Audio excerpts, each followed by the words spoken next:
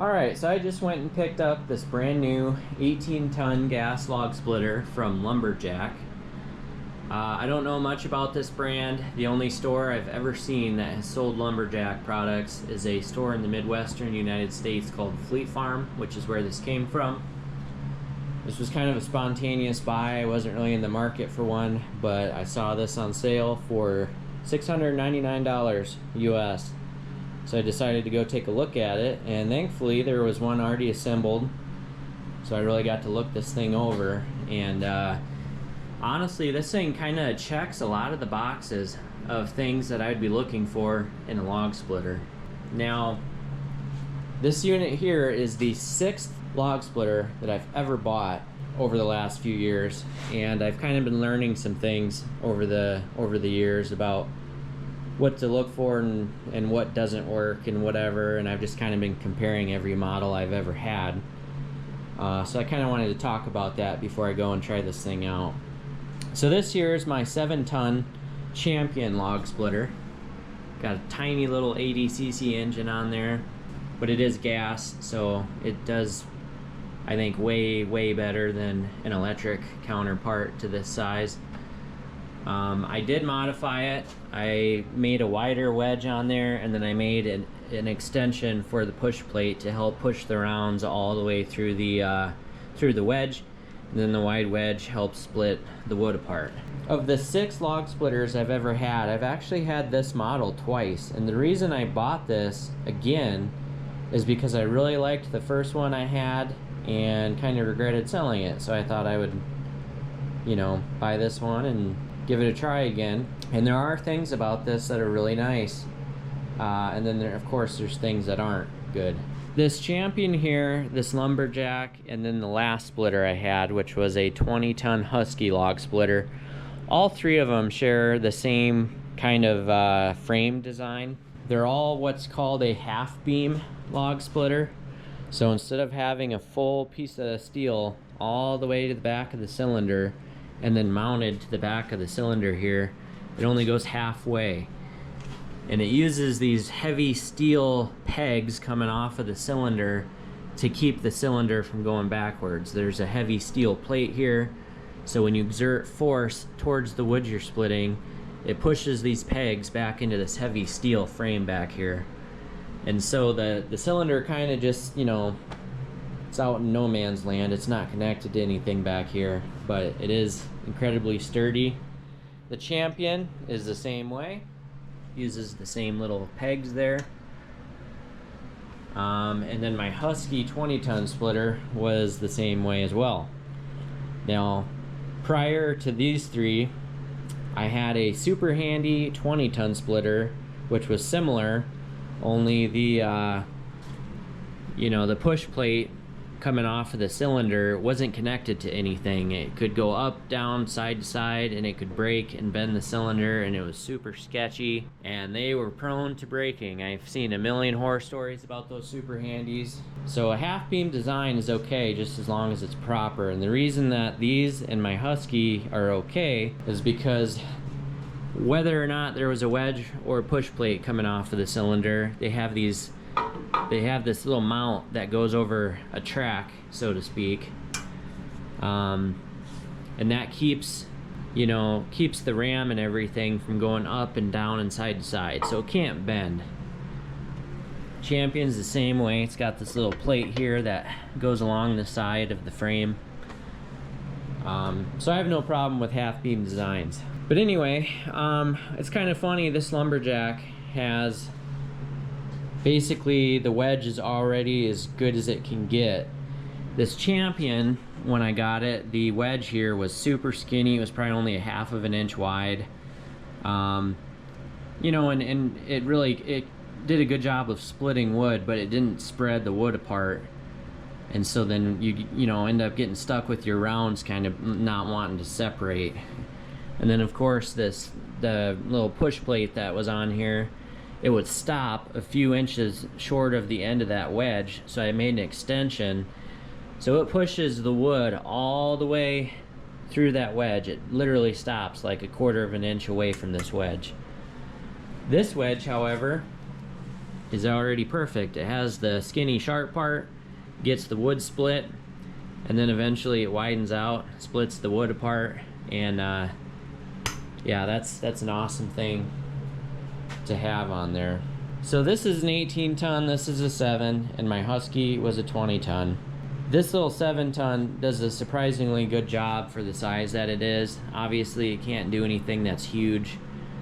It struggles quite a bit. My 20 ton Husky I had pretty much split everything.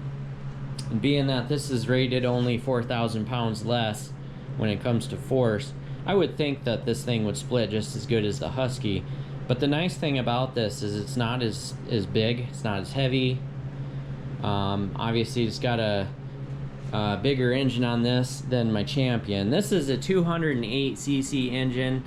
I'm guessing it's like 6 horsepower or something like that.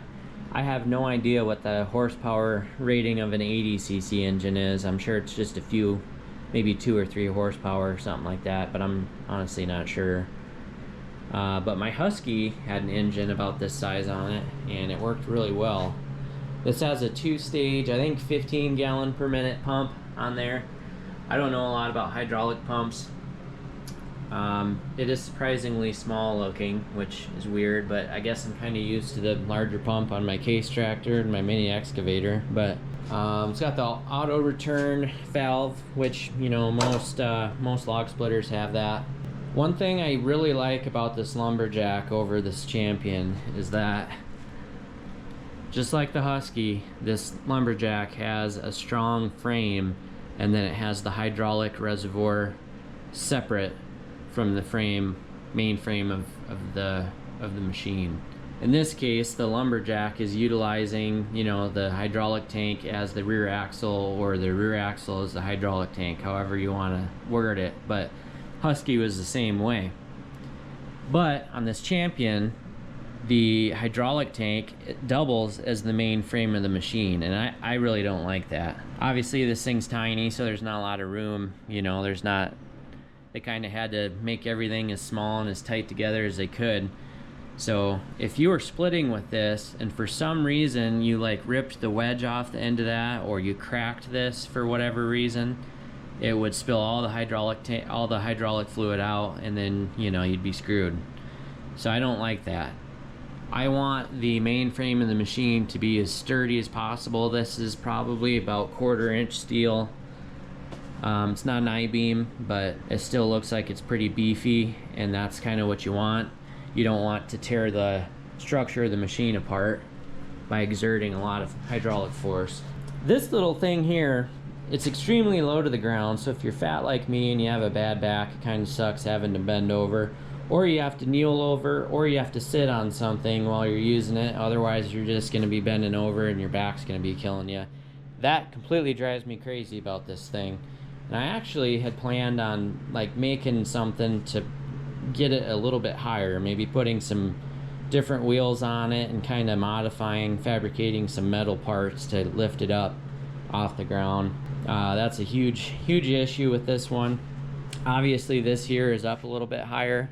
It's not nearly as high as my Husky 20 ton was, but it's better. I would much rather, you know, I barely have to bend over to, you know, put wood on here, take it off or whatever. So it's pretty, it's in a good height.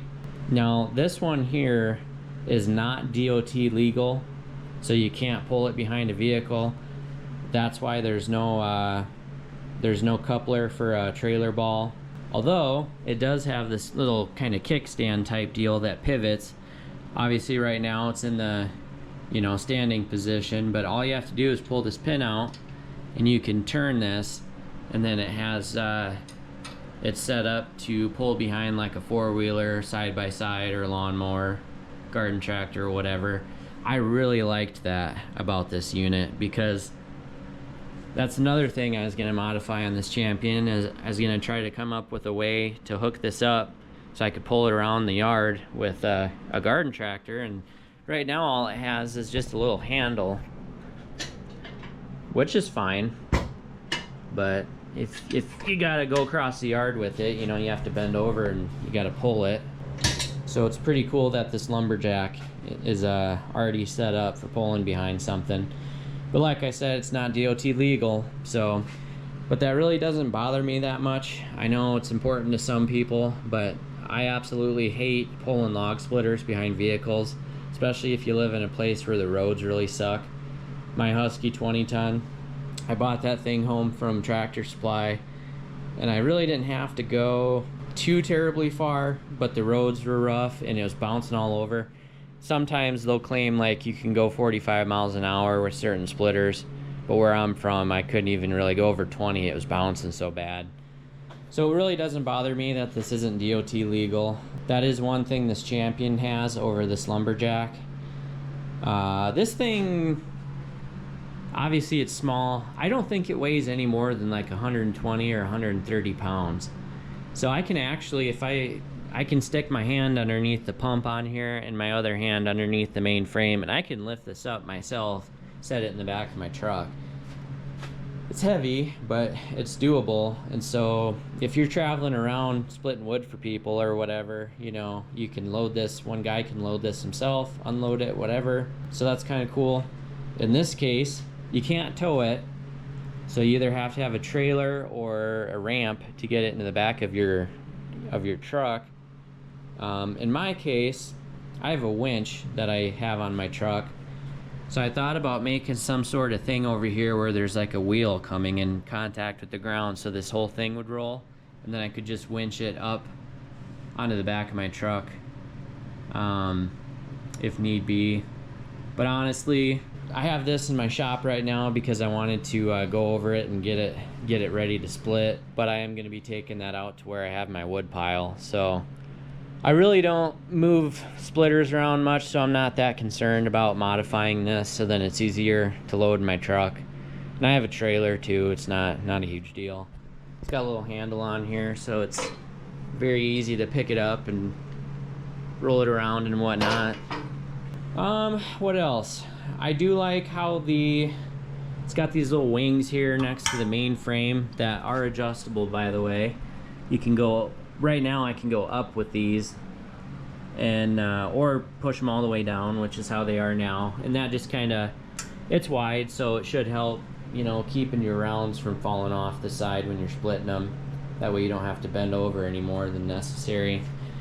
This Champion's got little tiny, you know, little bends here in the side that really don't hold anything on there. It just, obviously it's close to the ground though, so it's not like it matters.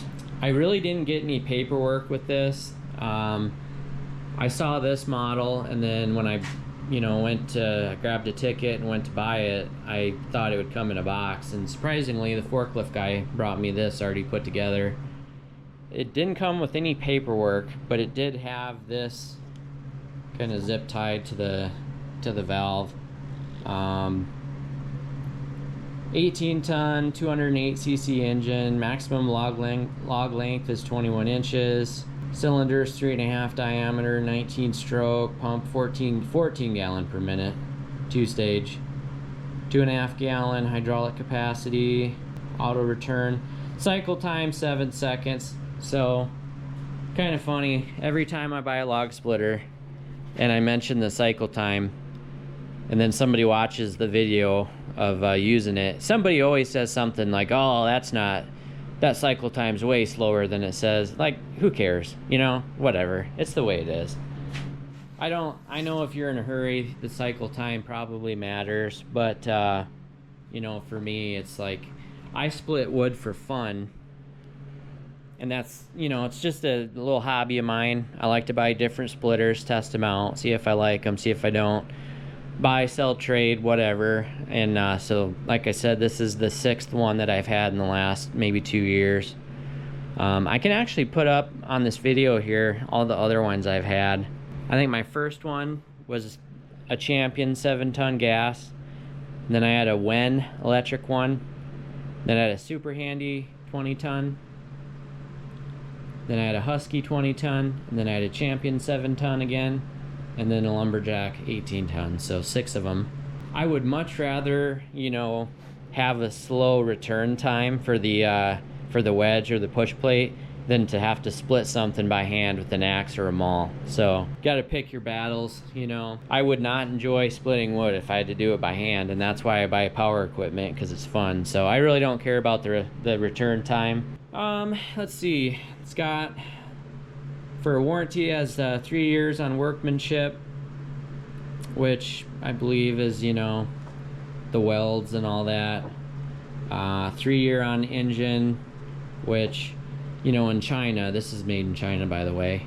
This engine, to be made in China, I bet you costs next to nothing. So they probably have no problem sending you a replacement engine within 3 years of your purchase date, which these cheap little engines kind of last forever anyways. Even though that's annoying that they're so cheap, but they last forever. I had a 6.5 horse engine just like this that I ran for 13 years on the same oil. Never changed it one time, and it ran awesome every year. So that kind of annoys people that these cheap Chinese engines, they work so long, and then you got Tecumseh's and Briggs and Onan and Kohler, and they have all kinds of issues. And anyway, and then a 1 year warranty on the hydraulics. So I'm assuming that means the ram in the valve and maybe the pump. Somebody assembled this thing probably in the store, because I'm assuming that they ship these in boxes to, you know, save on cost and everything. So somebody put this together, and it was missing a washer on one bolt, and then another bolt was missing completely. Ended up being in here. I have video of that.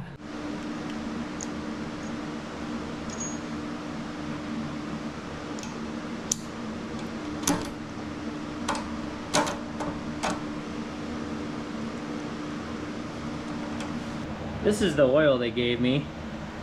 A little tiny thing, it looks like, only 0.6 of a liter. Hopefully that's enough to fill this thing up.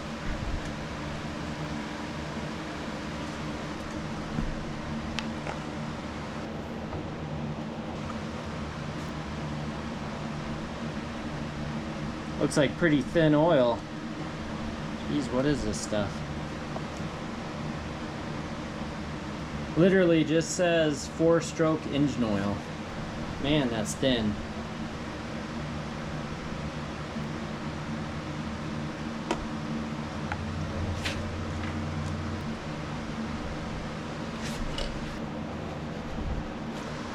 Alright.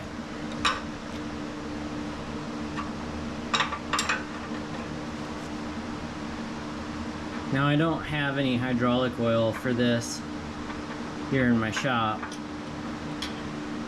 so if it needs any, I can add it when I get this thing out to my wood pile.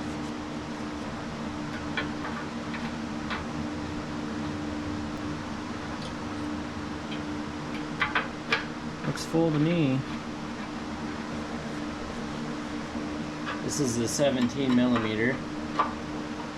I noticed this has a little seep hole in there too. Must be for allowing excess pressure, or at least for the tank to vent somewhat. These tires do need a little bit of air. Excellent time to use my Bauer air compressor for small stuff like this. This little thing works pretty good.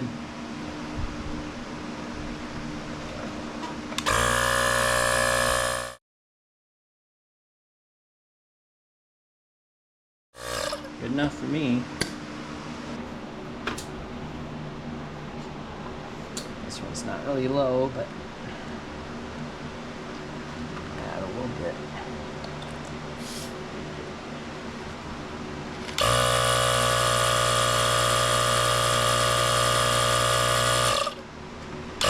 Perfect. This one here was missing a cap. Thankfully I'm a hoarder, so I had an extra. No gas in it.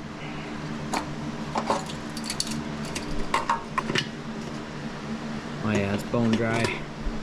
So I'll have to add some gas before I fire this thing up. And then I also went around and I checked all the fittings off camera. Every hose, all the bolts down here, the hose clamps, every fitting on this thing, I double checked. Except for that one right there. That's funny.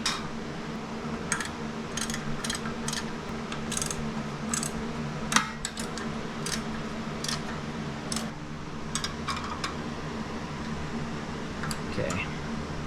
Okay, now all the bolts are good. Everything's tight. Actually missing a bolt right there. Whoops. And then this bolt right here is missing a washer. That's funny.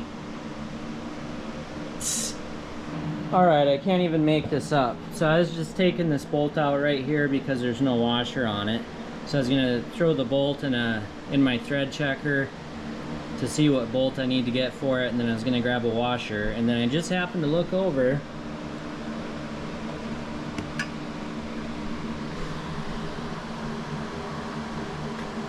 And there's a bolt sitting right here.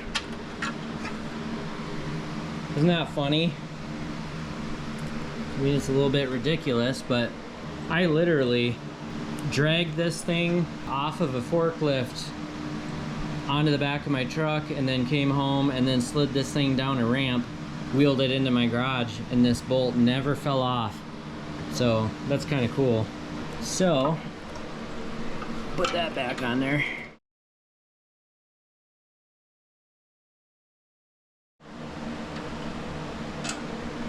What we got here?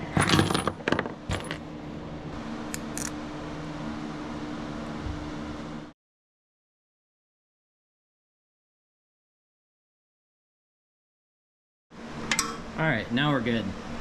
But anyway, I got this thing ready to go, so I am gonna be loading this thing up, taking it out to where I have my wood pile, and try this thing out. I have no idea what I'm doing with the Champion just yet. It is a nice little splitter, but really no reason to have two. Anyway, I'm looking forward to trying this out, so let's get this loaded up and head out there.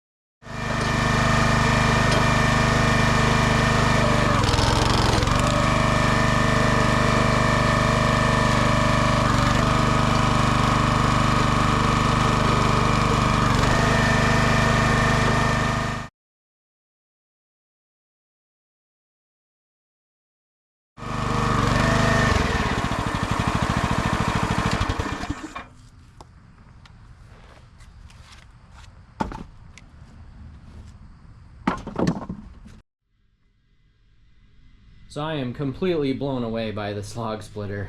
What you just saw was the first time this engine's ever ran. First time I've ever used this thing. And I gotta say, it exceeds my expectations by a long shot. It's a good splitter. The one thing that sticks out with this thing is that every single splitter says it has a fast return time, and they never do. They're always really slow. This one is actually fast. And since I literally just started this engine for the first time, I tried not to run it full bore the whole time, and it still returns really fast. So that's awesome. Pretty much went through everything that I put through it. Some of that ash wood that I get is just completely knotted. It's an absolute nightmare. So no wonder my 7-ton Champion log splitter had a hard time with it. But it is a good splitter. So unfortunately, it's between 90 and 100 degrees out right now. It's not the time of year to be splitting wood, at least not in my mind. So sometime later this summer, maybe late summer, early fall, when it cools off a little bit, I'm gonna get this thing out again, really run some wood through it, probably do a second oil change after the break-in period. But I am very, very happy with this. It's a well-built, perfectly sized log splitter for my needs, so highly recommend it. Again, Lumberjack, 18-ton, 6-horse motor. And I think if I remember right, it's been so long now, but I think I got it for $700. It was on sale. I think it's usually about $800. So even if it weren't on sale, I think it'd be easily worth the money. So if you want to see some more footage of this thing in the future, please subscribe. And thank you so much for watching.